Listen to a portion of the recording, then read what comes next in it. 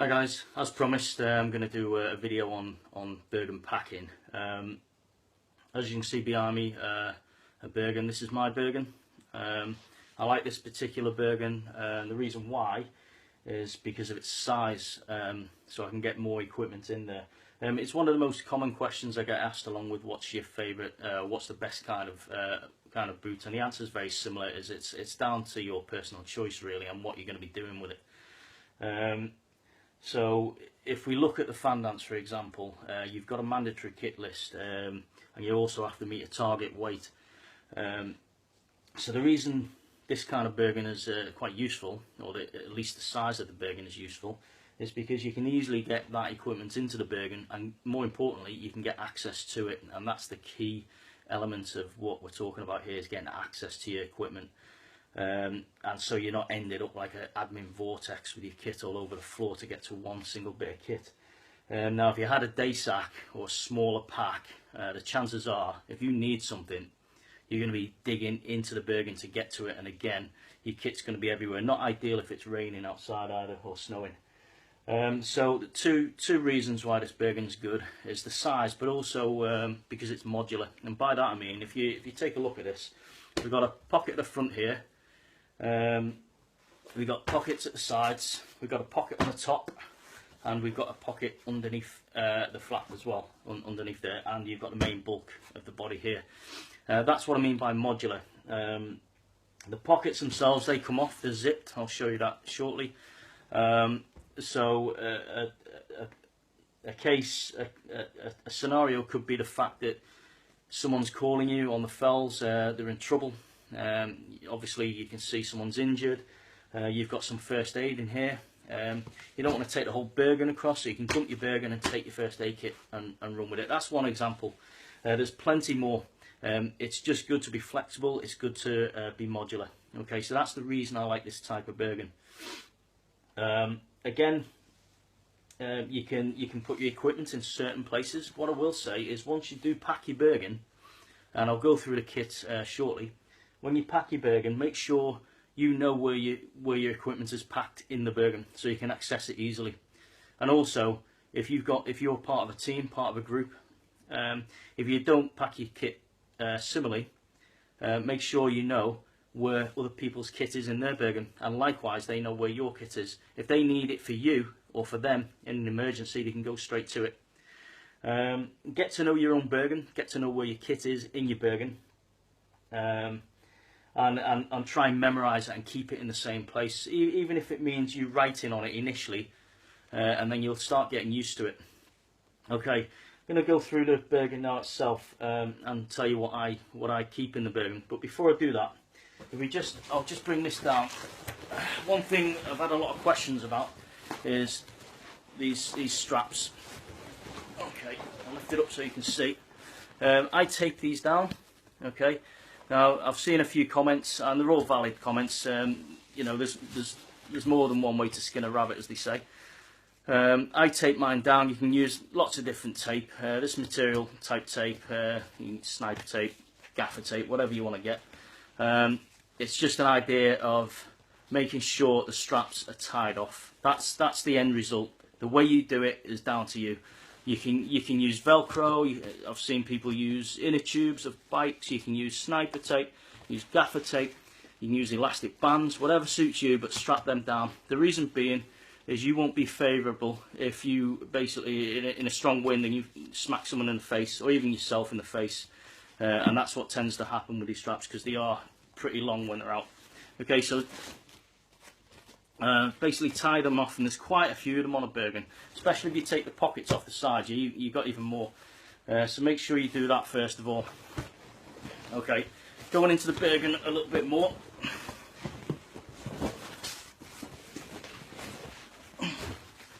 You can still see that.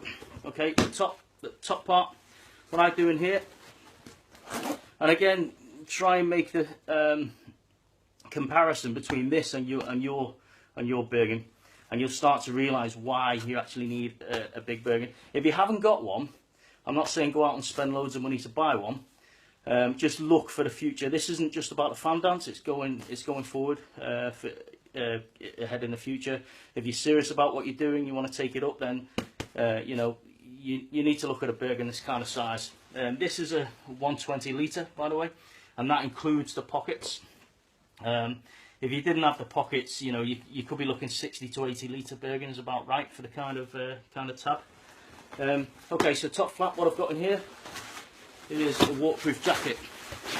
Okay, this is my preference. Everything I say here is just my preference. It's not the golden rule. It's not set in stone for anyone. You practice your way, but have a reason for why you do it. And if you come across a time when you think that's not actually right, then change it and adapt it to suit yourself and to suit what you are doing. For this reason, there's the fan dance, so you need to think about what kit you're going to need.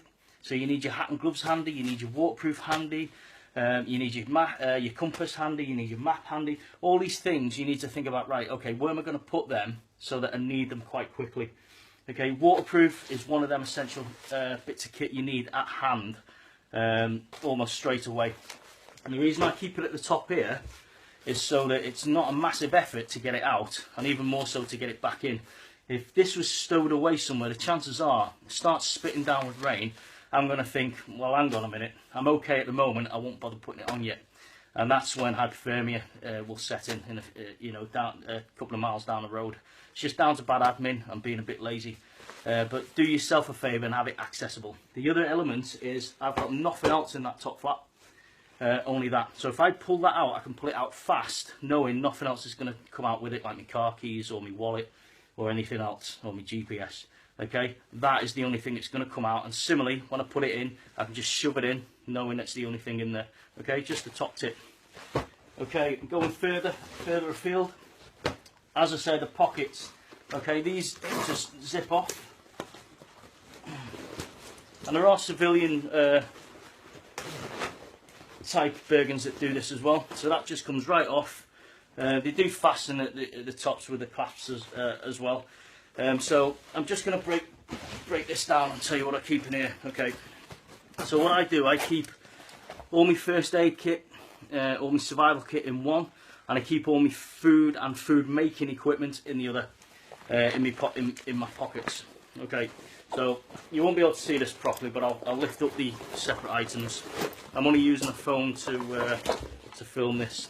Okay, so first aid, I've got a proper squatty proof military first aid kit here. Now you can make your own Tupperware kits.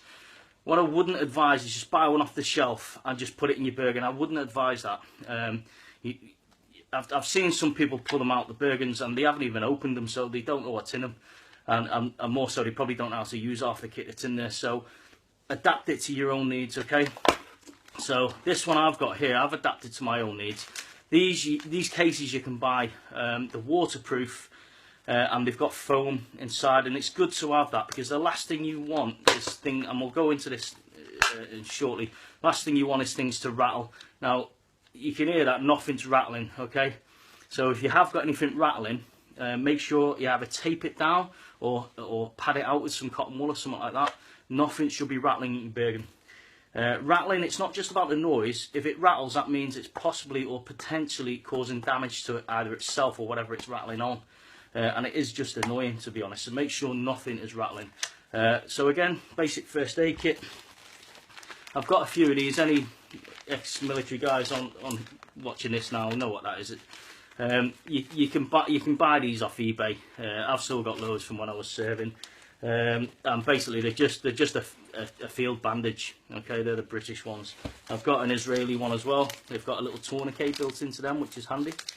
Okay, you never know what you're going to come across in the fells, but as I say, expect the unexpected, but then again, think about what could happen in the fells. Now the chances are, these were made to plug up shot wounds. You're not going to come across someone who, well, hopefully, you're not going to come across anyone who's been shot. However, you know, they help in all other different ways, and you can use it for tinder as well. Okay, so there's lots of reasons to use that. Same as this, as I say, it's got a tourniquet on it. Someone's severely broke the leg. Could have a fracture, could be bleeding, you know, that's going to help. Okay, then I've got the normal typical first aid, and the reason I carry this one around if I want to basically, it's a bit of an emergency kit in here. If I want to leave a first aid kit with someone or pass it to someone, that's why I like to be modular with everything I have. I can pass that to someone knowing I've still got a bit of kit left, okay? So I spread it out a little bit, okay? In this bag, this is all in the one pocket, by the way. I've got myself a little survival tin. Hear that? Nothing rattling. Okay, again, I've bought that and then I've just adopted it inside and taped it up again. Okay, kept it waterproof. I've put my own bits in there, I know exactly what's in it. So when I need that, I know it's there and it's not rattling. Don't just buy them and put them away, because you won't know what's in them. And when you come to need it, you know, the chances are what you need won't be in there. Okay, I've got packets of diarrhea. I've got them everywhere. Put them on my jacket. I put them in different various bags. They come in handy, not just for yourself, but for other people. And diarrhea, I'll mention that in a separate video on nutrition. Okay, I've got a packet of Compeed, and if you were to buy Compeed off the shelf, it'd rattle like hell. Okay, what I've done is I've put in a few extra Compeed to pack it out of another box. In fact, there's 2 boxes in one. It just shows how good, how bad the packaging is with these companies. You have about 3 in a box, and I can fit about 8 in there. Okay, so anyway, it doesn't rattle.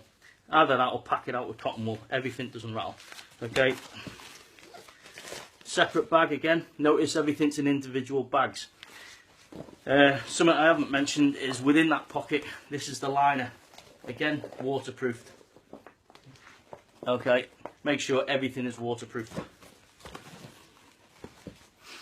In this bag, okay, I've got a distress beacon. Everything that's in my Bergen that requires a battery, the battery is inverted inside, okay? Because batteries have a tendency to run out even though they're not switched on. The cold can drain them. If the terminals are touching, they will still be getting used whether they're on or not.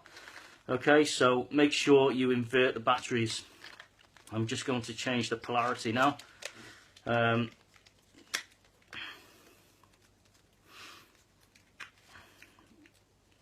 Okay, that's basically a beacon. That'll help you if you're lost or if you want to get attention from somewhere, okay? It's handy, you can buy these. Okay, some bog standard string, or you can use paracord, you can buy that. Tape.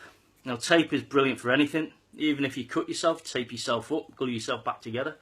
That can do 1,001 things. It's always good to have a bit of tape. You can do your straps with it as well. Okay guys, this video is now 12 minutes long. Instead of going on, I'm going to cut it here and I'll do your part 2.